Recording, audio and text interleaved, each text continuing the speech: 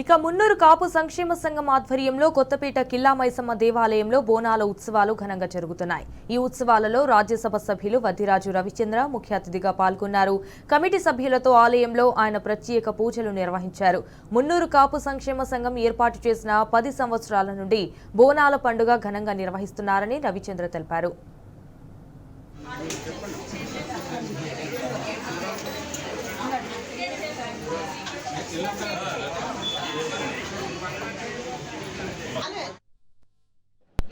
కిల్లా మైసమ్మ అమ్మవారిని దర్శించుకోవడం జరిగింది.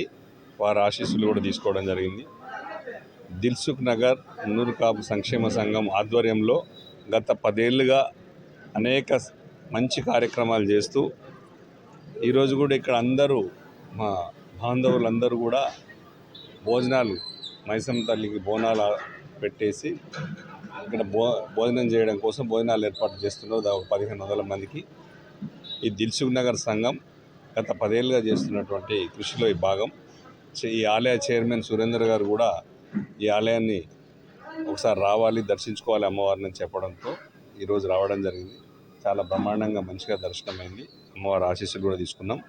మా రాష్ట్ర అధ్యక్షులు పురుషోత్తం గారి ఆధ్వర్యంలో ఈరోజు చక్కగా ప్రోగ్రామ్స్ అన్ని జరుగుతున్నాయి.